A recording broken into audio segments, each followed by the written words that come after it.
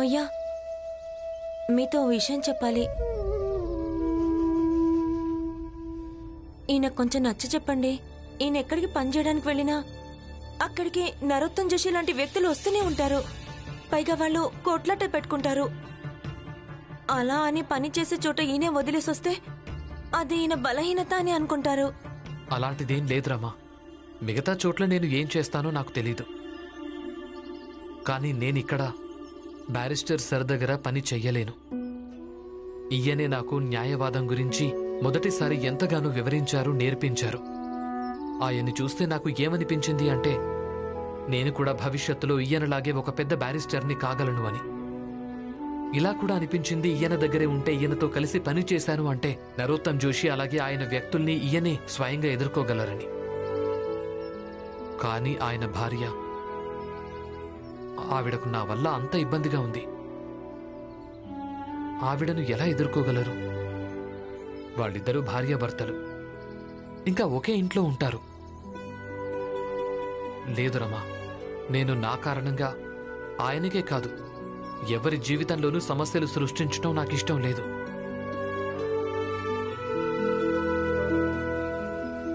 భీమ్ చెప్పింది నిజమే. రమా, నువ్వేం బెంగపడకు. భీమ్కు ఎక్కడో అక్కడ తప్పకుండా పని దొరుకుతుంది. ఎలా దొరుకుతుంది? సవ్యంగా ఉన్న పని పోయింది కదా. ఎన్ని ముళ్ళు పెరిగిపోయాయంటే జీవితమంతా గుచ్చుకుంటూనే ఉంటాయి.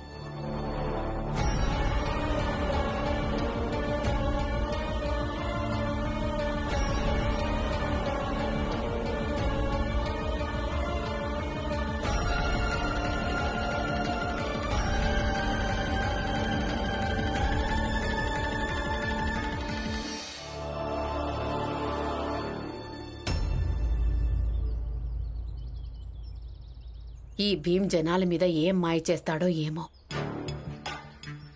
అందరూ తన వెంట పిచ్చివాళ్లైపోతుంటారు. ఎంత పిచ్చివాడంటే బారిస్టర్ గాయపడి కూడా డబ్బులివ్వడం కోసం ఇక్కడి దాకా వచ్చేశాడు. ఇక ఈ నరోత్తం జోషి కేవలం పెద్ద పెద్ద మాటలు చెప్తాడంతే. డబ్బులు ఇవ్వకుండా ఆపలేకపోయాడు. జీజాబాయ్, నేను నీతో 3 విషయాలు మాట్లాడాలి. చెప్పండి. మొదటి విషయం ఏంటంటే మంజుల సమస్యకు పరిష్కారం చివరికి భీమే చేశాడు. దీంతో నీకు అర్థం కావాల్సింది ఏంటంటే చదువుకుని ఉద్యోగం చేయడం వల్ల డబ్బులు ఎక్కువగా సంపాదించడం జరుగుతుందని. ఎందుకంటే భీమ్ ఎంత డబ్బైతే 4 రోజులు చేసి సంపాదించాడో అంత డబ్బుల్ని నేను ఇంకా ఆనంద్ 3-4 నెలలు పనిచేసినా కూడా సంపాదించలేవు. రెండో విషయం,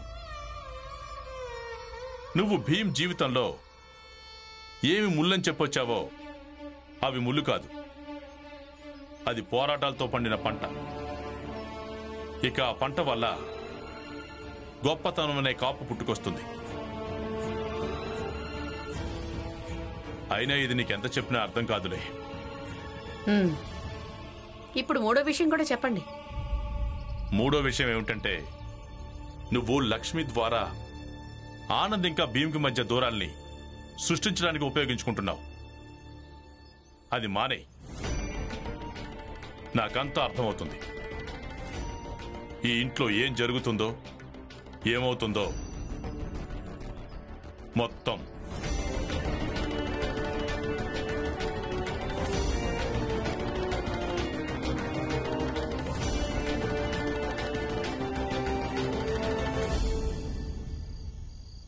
అయ్యో ఆగండి పులియా గారు, ఇస్త్రీ కూడా చేసేయండి. నాకు చేయాలనిపించడం లేదు, పొద్దున్నే చేస్తాను. మీరు ఇస్త్రీ ఇప్పుడే చేసేస్తే నేను పొద్దున్నే వెళ్ళి ఆ బట్టలన్నీ ఇచ్చేసి వస్తాను. అలాగే మురికి బట్టలు తీసుకొస్తాను. అప్పుడు డబ్బులు వస్తాయి కదా. నేను తర్వాత చేస్తానని చెప్పాను కదా. అరే, ఇది నా దుకాణం. నాకెప్పుడు అనిపిస్తే అప్పుడే ఇస్త్రీ చేస్తాను. ఏమైనా బలవంతమా?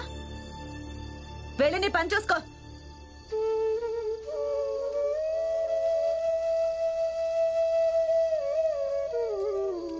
రమా, అరే మీరా, మీకేమైనా కావాలా? ఉండండి, నేను లేదు ఇస్తాను. లేదు, ఏం అక్కర్లేదు. నువ్వు ఇలా రా, నిలబడు. రమ్మన్నానా? నీకోసం ఒకటి తీసుకొచ్చాను. నాకోసమా? కానీ వంటగదిలోకి అత్తయ్య గాని లక్ష్మి అక్క గాని వస్తే అప్పుడు మళ్ళీ ఎవరూ రారులే, నువ్వు మాట్లాడకుండా ఉండు. ఇలా ఇటు తిరుగు, తిరుగు.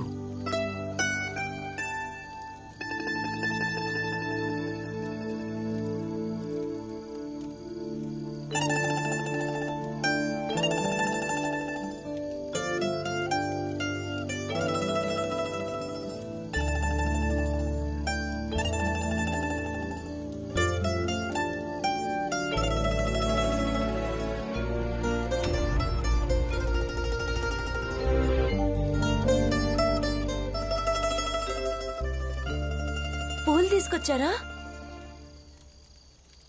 అవును. కానీ ఎందుకు? ఎందుకంటే ఏంటి అర్థం?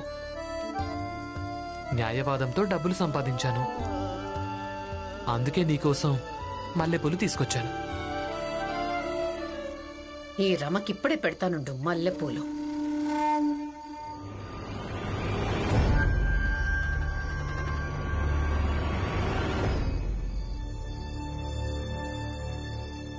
భార్యాభర్తలు తన జీవితంలోని అందమైన క్షణాలను అనుభవించడానికి ప్రయత్నిస్తున్నారు. మరిక్కడ నీకేం పని? కానీ ఒకవేళ నీకు చిరాకు ఉంటే నీ జీవితంలో నీకు ఇలా జరగలేదని దానికి బాధ్యురాలు స్వయంగా నువ్వే. వెళ్ళెక్కడి నుంచి వెళ్ళు.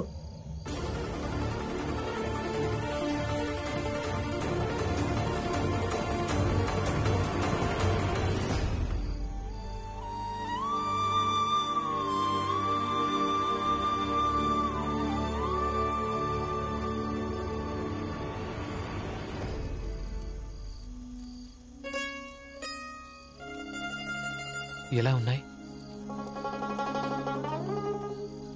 నాకు నచ్చింది. కానీ రేపటి రోజు నచ్చకపోతే? అంటే అంటే ఇది ఓ రకంగా ఆరంభం. అందుకే మీరు పూలు తీసుకొచ్చారు. తర్వాత ఇక ముందు మీరు ఎన్నో కేసులు పోరాడతారు. అప్పుడు ప్రతి కేసు గెలిచినప్పుడు నా కోసం ఇష్టంగా పూలు తీసుకురాకపోతే అప్పుడు నాకు కోపం వస్తుంది. సరే, అయితే ఇక నుంచి నేను కేసులో గెలిచినా సరే లేదా ఓడినా సరే నీకోసం ఖచ్చితంగా మల్లెపూలు తీసుకొస్తాను. నిజంగా? నిజంగా మాటిస్తున్నాను.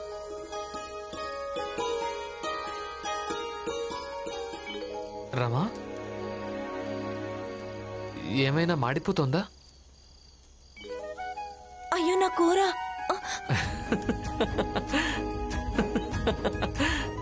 మీరెందుకు నవ్వుతున్నారు? ఏం చేయాలో నాకేం అర్థం కావడం లేదు.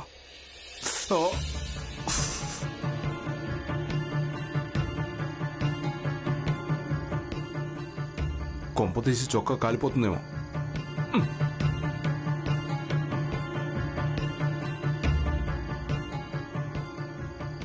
ఇటు నుంచి చేస్తాను. నేను పొద్దున్నే చేస్తానని చెప్పాను కదా, ఇప్పుడు అంతగా అవసరం ఏమొచ్చింది ఇప్పుడే చేయడానికి? అది అది రా, వెనకరా, నేను చేసి చూపిస్తాను. తప్పుకో. చూడు, ఇలా నీళ్లు చిలకరించాలి. ఈ ఇస్త్రీ పెట్టి తీసుకొని పైనుంచి కింది దాకా ఇలా ఒత్తి పెట్టాలి. చూస్తున్నావా? కనీసం ఒక విషయం చెప్పు, నాకు సహాయం ఎందుకు చేస్తున్నావు? ఎందుకంటే పులియా గారు, నేను నా భార్యని ప్రాణంగా ప్రేమించేవాణ్ణి. జీవితం అనే బండి అందంగా సాగుతోంది. అకస్మాత్తుగా ఒక చక్రం విరిగిపోయింది. దాంతో బండి ఆగిపోయింది. నా మనసు భారంగా అనిపిస్తోంది. ఆ భారాన్ని దూరం చేసుకోవడం కోసం నేను మీకు సహాయం చేస్తున్నాను. నీ చక్రం విరిగిపోయింది, ఇక నా చక్రం నా మీద కోపంతో ఎటో వెళ్ళిపోయింది. కానీ నీకొక విషయం చెప్పనా మంగేష్, నేను జోకుని ప్రాణంగా ప్రేమిస్తున్నాను. ఒకవేళ తను ఏ రోజైనా తిరిగొచ్చి తన తప్పుకి నన్ను క్షమాపణ అడిగాడంటే నేను తను క్షమించేస్తాను.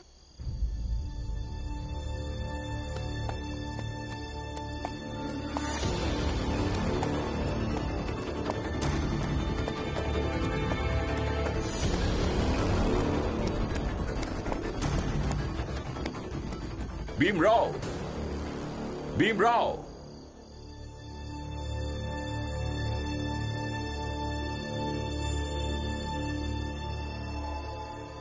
ఏమైంది?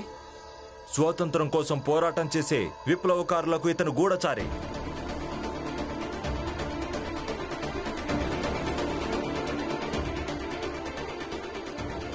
నేనా?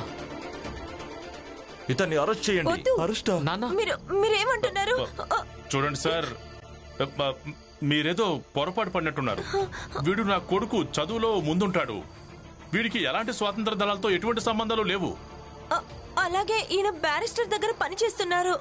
ఎలాంటి స్వాతంత్ర దళాలతో పని చేయట్లేదు. అవును సార్, మేము చెప్పిందంతా నిజం. భీమ్రావు నిర్దోషి, తను ఎప్పటికీ ఆ విధంగా చెయ్యడు. అవును, మీరు ఇక్కడ ఎవరినైనా అడగండి. నా తమ్ముడు అలాంటివి ఏవీ చేయలేదు. తను కాలేజీకి వెళ్ళి చదువుకునే సాధారణ కుర్రోడు సార్. నేను మిమ్మల్ని వేడుకుంటున్నాను, మీరు సరిగ్గా కనుక్కోండి సార్ నిజమేంటో. అవును అవును సార్, ఇతను చాలా మంచి కుర్రోడు. మీరేదో పొరపడినట్టున్నారు సార్. ఏది నిజమో అలాగే ఏది అబద్ధమో ఆ నిర్ణయం ప్రభుత్వం తీసుకుంటుంది.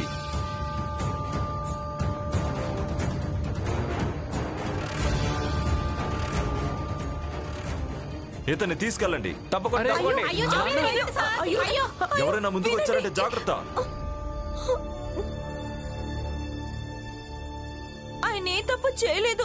ఆయన వదిలేండి సార్, ఆయన ఏ తప్పు చేయలేదు. రమా, ఇంకేం చెప్పకు. ఈయన నిజాన్ని ఎప్పటికీ అర్థం చేసుకోలేరు.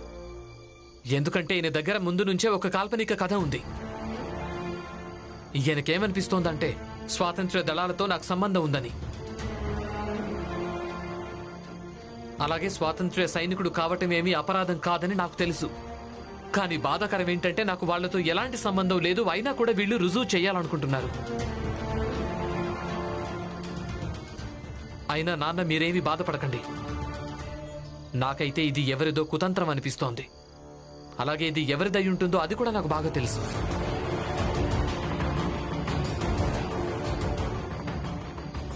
నేనిప్పుడు వీళ్ల వెంట వెళ్తున్నాను.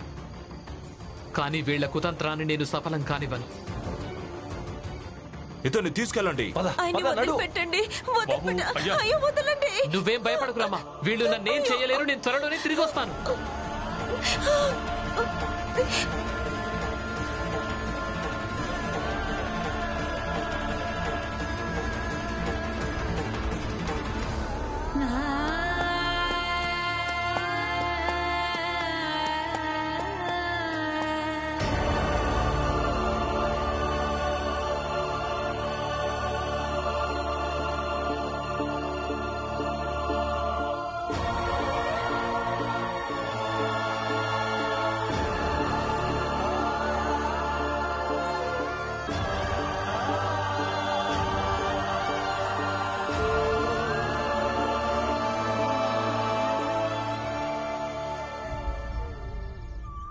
రాత్రి వచ్చారు, అలాగే నా కొడుకుని తీసుకెళ్లిపోయారు.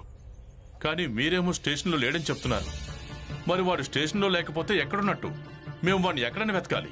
చూడండి, స్వతంత్ర సమరయోధులను వాళ్ళు ఎక్కడికి తీసుకెళ్లి ఉంచుతారో మాకు తెలీదు. ఇక దీని గురించి మేము అడగలేము కూడా. మీకు కూడా తెలియకపోవడానికి ఆయన ఎక్కడికి తీసుకెళ్లారు? చూడండి, మాకు దీని గురించి ఏమీ తెలీదని మీకు చెప్పానా? ఒకసారి చెప్తే మీకు అర్థం కాదా?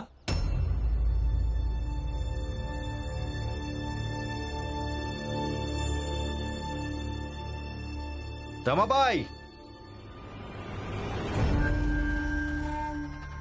నాకు తెలుసు. నీకు నేను చెప్తాను. సాధారణంగా అయితే అలాంటి చోటు నుండి ఎవ్వరు తిరిగి రాలేరు రమాబాయ్. ఎవరైనా అక్కడే చనిపోతుంటారు. అందుకే నా సలహా విని భీమరావును వెతకడం మానే. ఏదో రోజు దొరుకుతాడు. రోడ్డు మీద ఏదో మూలన చనిపోయిన విసిరేయబడిన భీమరావు అంబేద్కర్. నరోత్తమ్ జోషి,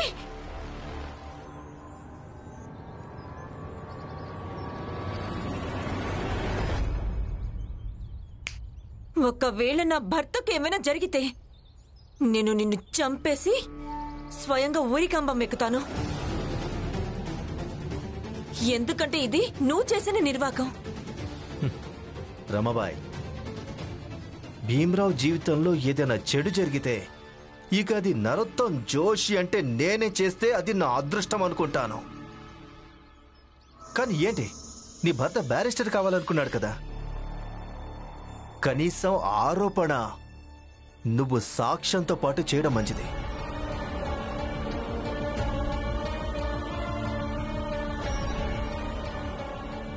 భీమ్ని ఆంగ్లేయుల పాలన అలాగే ఆందోళనకారుల మధ్య ఇరికించడం జరిగింది. అందులోంచి వాడు తప్పించుకుని బయటపడడం నిజంగానే అసాధ్యం. నేనైతే స్వయంగా నా కళ్ళారా చూశాను.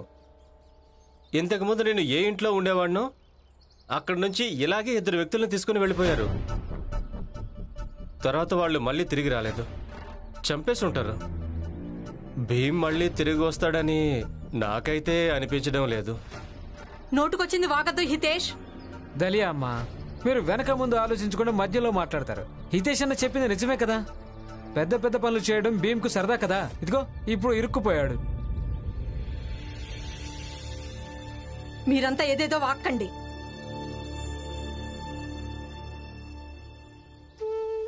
అక్క, వీళ్ళన్న మాటలన్నిటినీ పట్టించుకోకండి. వీళ్ళంతా ఏదేదో వాగుతున్నారు. భీమ్ మళ్ళీ తిరిగొస్తాడు. ఇరుక్కొని అక్కడే ఉండిపోతే బాగుంటుంది. భీమ్ చనిపోయినా కూడా నాకేం బాధ అనిపించదు. మంగేష్, నేనేం ఆలోచిస్తున్నానంటే ఇంత చిన్న వయసులోనే మన భీమ్ ఎన్ని కష్టాలు అనుభవిస్తున్నాడు చూడు. ఒక్కసారి మన భీమ్ తిరిగొచ్చాడంటే నేను తనకు చెప్తాను, బాబు అన్నిటినీ మర్చిపోయి కేవలం నువ్వు నీ చదువు మీద దృష్టి పెట్టు అని. ఇలా ఒంటరిగా మన భీమ్ అందరితో ఎలా పోరాడగలడు? అవును పురంజనన్న, భీమ్ గురించి ఆలోచిస్తే నాకు కూడా చాలా భయం వేస్తుంది. ఏమవుతుందో ఏమో.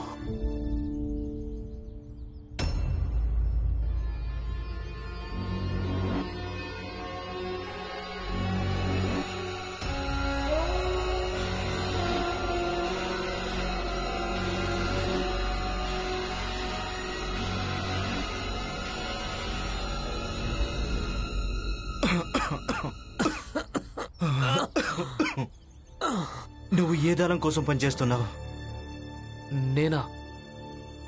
నేను ఏ దళం కోసం పని చేయటం లేదు. అరే భయపడకు బాబు, మమ్మల్ని నీ శ్రేయోభిలాషులు అనుకో. చెప్పు, నువ్వు ఏ దళం కోసం పనిచేస్తున్నావు? నేను నిజం చెప్తున్నాను. నేను కాలేజ్లో చదువుకుంటున్నాను. ఏ దళంతోనూ నాకు ఎలాంటి సంబంధాలు లేవు.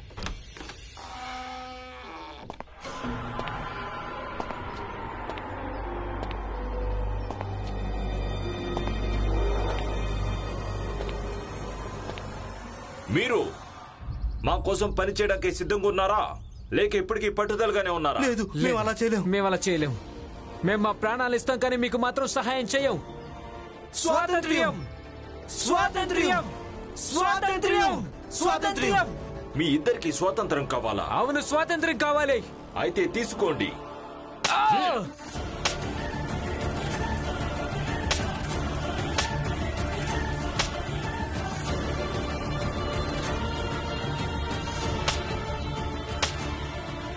స్వాతంత్రం కావాలి. స్వాతంత్ర్యం, స్వాతంత్ర్యం, స్వాతంత్ర్యం, స్వాతంత్ర్యం, స్వాతంత్ర్యం, స్వాతంత్ర్యం, స్వాతంత్ర్యం, స్వాతంత్ర్యం, స్వాతంత్ర్యం, స్వాతంత్ర్యం. ఏంటి అంటే భీమరావు పూర్తిగా ఇరుక్కుపోయినట్టే? అవును గురుగారు. గురువుగారు, నాకేమనిపిస్తుందంటే నరోత్తమ్ జోషి భీమ్ని ఇరికించాడనిపిస్తోంది. పోలీస్ వ్యవస్థ కూడా ఏమీ చేయలేకపోతుంది. ఏది ఎలా చెయ్యాలో ఏం అర్థం కావడం లేదు. నాన్న, ఒకవేళ మనం పోలీస్ వ్యవస్థలో ఎవరైనా ఉన్నతాధికారి దగ్గరికి వెళ్తే? వద్దొద్దు. దానివల్ల భీమరావుకు ఇంకా ప్రమాదం పెరుగుతుంది.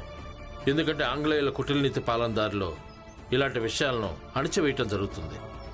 మరి మీరే చెప్పండి గురువుగారు, ఆయన గురించి ఎలా తెలుస్తుంది?